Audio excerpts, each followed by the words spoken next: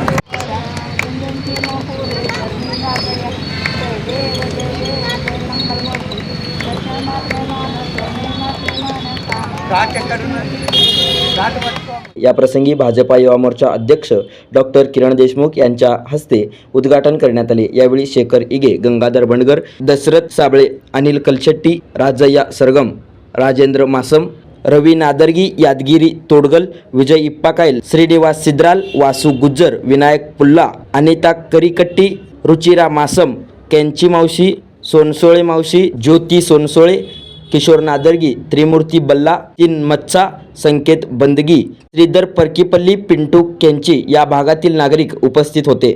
256 गाळा या ठिकाणी आमदार विजय देशमुख मालक यांच्या प्रयत्नातून मूलभूत सोयी सुविधाच्या अंतर्गत या निधी अंतर्गत 20 लाख रुपये ड्रेनेजसाठी मंजूर करण्यात आले आणि त्याचा शुभारंभ आज होत आहे। अनेक दिवसापासून या भागातल्या नागरिकांचं समस्या होतं की अगोदरचं ड्रेनेज लाईन हा जुना झाला असून त्यातून अनेक अडचणी या ठिकाणी लिकेज असो, लोकांच्या घरात परत घाण पाणी येणं असो, असे अडचणी होते। मालकांच्या कानावर या भागातले भारतीय जनता पार्टीचे सर्व कार्यकर्त्यांच्या मार्फत मागणी करण्यात आली की या ठिकाणी ड्रेनेज लाईन बदलून मिळावे आणि त्याच अंतर्गत या ठिकाणी 20 लाख रुपये तात्काळ मालकांनी मंजूर केलं आणि आज प्रत्यक्षात सुरुवात होत आहे। मला आज एवढंच सांगायचं आहे की नागरिकांचं प्रत्येक कार्य कुठंही असू द्या, कुठल्याही समस्या असू द्या, ते सोडवण्यासाठी भारतीय जनता पार्टीचे प्रत्येक कार्यकर्ता या ठिकाणी सक्षमपणे काम करते।